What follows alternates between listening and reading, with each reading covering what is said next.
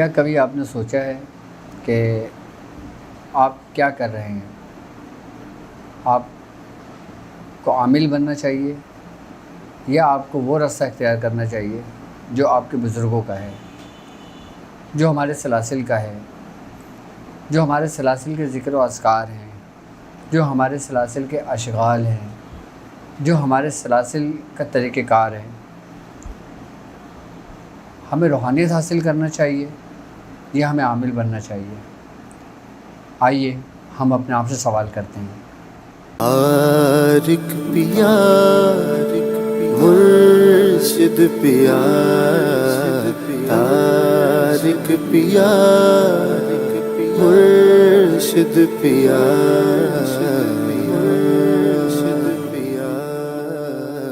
بسم اللہ الرحمن الرحیم۔ السلام علیکم ورحمۃ اللہ۔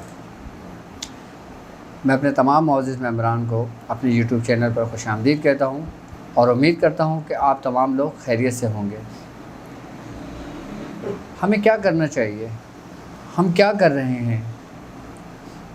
روحانی مشق کرنے کا ہمارا کیا مقاصد ہیں؟ ہم روحانی مشق کیوں کر رہے ہیں؟ ہم اتنی محنت، اتنی توجہ، اور میں نے آپ کو پرہیز کا سمجھایا، ترک جلالی و جمالی کا بتایا، آپ کو نماز حصار بتایا، آپ کو میں نے سب کچھ سمجھایا۔ ہم ایسا کیوں کر رہے ہیں؟ کبھی آپ نے سوچا ہے؟ کیا ہمیں عامل بننا چاہیے یا ہمیں وہ راستہ اختیار کرنا چاہیے جو ہمارے بزرگوں کا ہے؟ تھوڑا سا توجہ سے سنیے اور جانیے کہ آپ کس منزل پہ کھڑے ہیں، کس مقام پہ کھڑے ہیں۔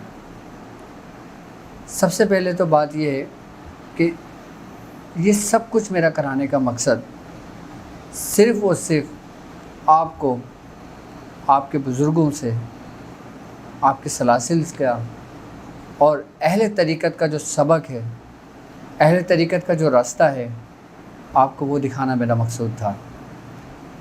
اور صرف اور صرف میرا مقصد یہی ہے کہ ہم روحانیت کے اس راستے پر چلیں جس راستے پر ہمارے بزرگان دین نے اپنی اپنی پوری زندگی صرف کی۔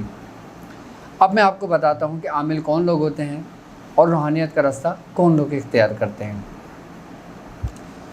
روحانیت بیسیکلی اگر دیکھا جائے تو یہ اہل طریقت کی میراث ہے، اہل طریقت کا حصہ ہے، اور اہل طریقت کا حصہ اہل شریعت کے بغیر ناممکن ہے، نامکمل ہے۔ آپ کو شریعت میں اتنا تو کچھ پتہ ہے کہ اچھائی اور برائی کیا ہے، اللہ رب العزت نے کیا احکام شریعت آپ پر لاگو کیا ہے، آپ کو حکم دیا ہے، آپ کے رب کا کیا حکم ہے، آپ اچھی طریقے سے جانتے ہیں۔ روحانیت کے راستے پہ ہم چل تو رہے ہیں، اور روحانیت کے راستے پر ہم چلتے ہیں تو اس روحانیت کے سفر میں ہمیں بہت ساری مشکلات کا سامنا آتا ہے، بہت ساری مشکلات کو ہم نے فیس کرنا ہوتا ہے۔ اب میں آپ کو بتاؤں کہ عملیات کیوں ضروری ہوتے ہیں اور روحانیت کے راستے میں عملیات کیا حیثیت رکھتے ہیں اور عملیات ہم کیوں کرتے ہیں۔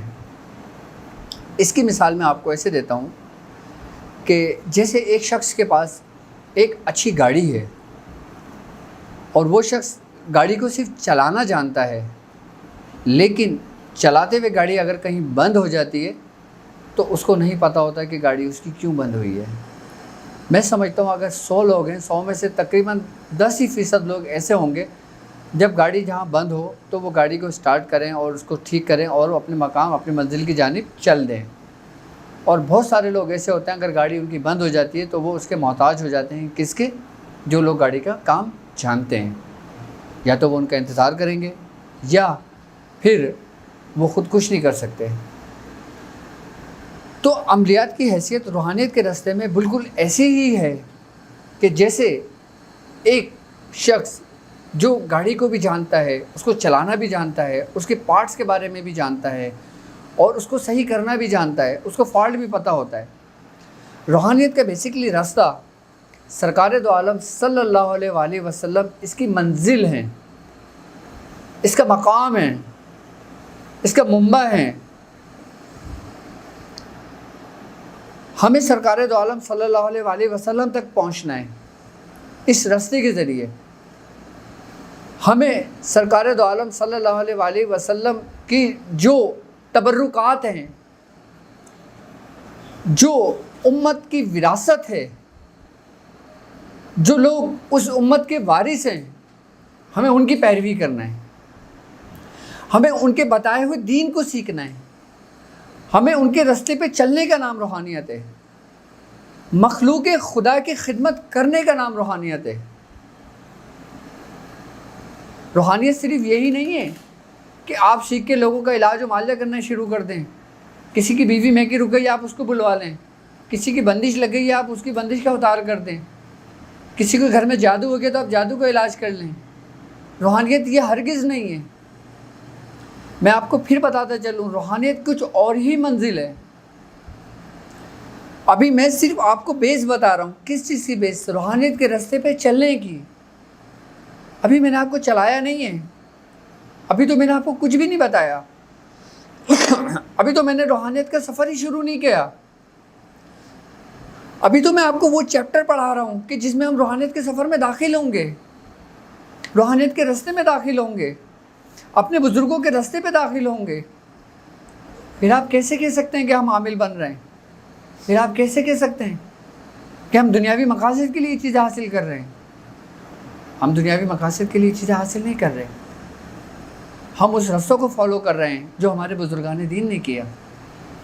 ابھی اس رستے پہ آپ چل رہے ہیں تو میں آپ کو بہت کچھ طریقہ کار تعلیم کروں گا. اپنے سلاسل کے ذکر و اذکار تعلیم کروں گا.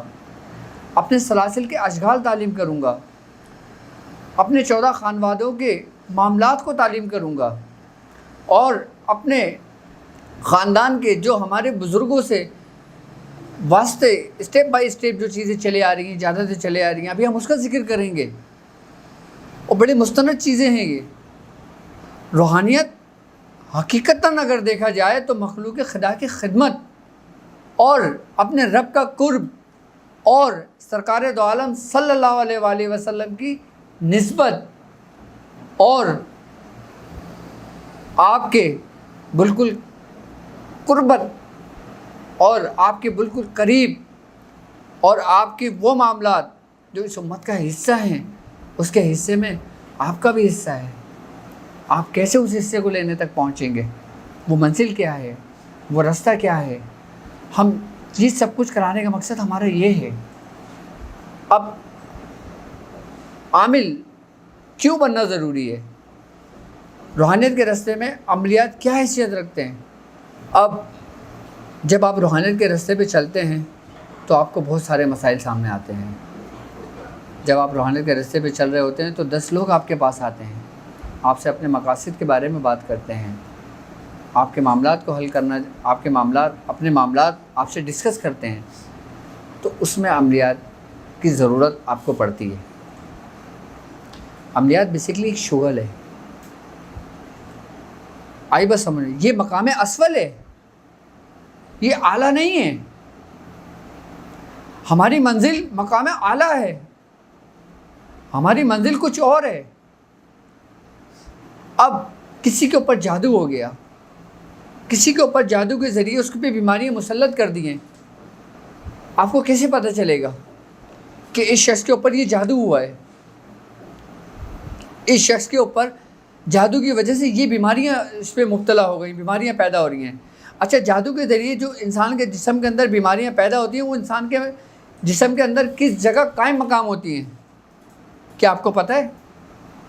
اچھا، جو جادو کے ذریعے بیماریاں انسان کے جسم کے اندر پیدا ہوتی ہیں، آپ اس کو کیسے حاضر کر سکتے ہیں؟ جو جادو کے ذریعے بیماری انسان کے جسم کے اندر منتقل ہوتی ہے، وہ ایک صورت اختیار کر لیتی ہے. وہ انسان کے کس کس مقامات پر ہوتی ہے، ہم اس کا ذکر کریں گے. ہم وہ چیزیں بتائیں گے. آئی بات سمجھ میں؟ صرف اور صرف عملیات ہم اگر سیکھیں گے نا، تو ہم صرف اور صرف یہ چیزیں سیکھیں گے کہ ہم کسی مریض کا علاج کیسے کر سکتے ہیں. یہ منزل نہیں ہوگی، لیکن یہ ضرورت ہوگی. کیا؟ یہ آپ کی ضرورت ہوگی کیونکہ بزرگوں کا طریقہ کار ہے کہ بزرگوں کے در پہ جو آتا ہے وہ خالی ہاتھ نہیں لوٹتا. اگر ایک بدکار شخص بھی آتا ہے تو وہ بھی خالی ہاتھ نہیں لوٹتا, اور اگر ایک نیک شخص آتا ہے تو وہ بھی خالی ہاتھ نہیں لوٹتا. بزرگوں کا کام یہ نہیں کہ کسی کو منع کر دیں, اور آپ بزرگوں کے راستے پر ہیں تو ایک وقت اللہ رب العزت ایک وقت آتا ہے کہ آپ کو بھی وہ بزرگی و مقام و مرتبہ مل جاتا ہے. عملیات سیکھنا, عملیات کرنا, اس کا مقصد صرف کیا ہے؟ ایک شغل, صرف بقدر ضرورت کہ ہم جادو کا اوتار کیسے کریں گے, کہ نظر بد انسان کو اگر لگتی ہے تو وہ انسان کے کس حصے میں قائم مقام ہوتی ہے, وہاں سے اس کو کیسے نکالا جاتا ہے, وہاں سے اس کا علاج کیسے کرایا جاتا ہے, کیوں پناہ مانگی گئی ہے, کیوں حاسدوں کے حسد سے پناہ مانگی گئی ہے. حاسدوں کے حسد جب حسد کرتے ہیں تو وہ جو ریس انسان کے جسم میں داخل ہوتی ہے وہ کس مقام پر ہوتی ہے, کیا آپ نے سوچا ہے کبھی؟ یہ بہت ایک وسیع سمندر ہے, ایک گہرا سمندر ہے. آپ اس میں جتنا ڈوبتے چلے جائیں گے آپ چلے جائیں گے. لیکن میں نے دیکھا ہے کہ جن رستوں کو میں نے اس مقام پہ, اس منزل پہ چلایا ہے, کچھ لوگ عملیات کی دنیا تک ٹھہر گئے, اور جو لوگ عملیات کی دنیا سے نہیں ٹھہرے, انہوں نے وہاں اپنا قائم مقام نہیں کیا, وہ اس منزل سے آگے کی طرف نکلے تو وہ روحانیت کے اعلیٰ مقام پر گئے. تو آپ کی منزل عملیات نہیں ہے, آپ عامل نہیں بنیں گے, آپ عملیات صرف بقدر ضرورت لیں گے. اصل مقصد آپ کا روحانیت کا سفر ہے, اصل مقصد آپ کا وہ ہے جو ہمارے سلسلے کے بزرگوں کا طریقہ کار رہا ہے. میں آپ کو آپ کے 14 خانوادوں کا بتاؤں گا, سلاسل کا بتاؤں گا, نسبتوں کا بتاؤں گا, اور کن کن بزرگوں سے ہمیں کیا کیا نسبت کیسے ملی. اس روحانیت کے راستے میں ہم اس چیز کا ذکر تفصیلی کریں گے. اگر میری زندگی رہی تو انشاءاللہ تعالی میں ایک ایک چیز اسٹیپ بائی اسٹیپ آپ کو سمجھاتا چلوں گا, آپ کو سکھاتا چلوں گا.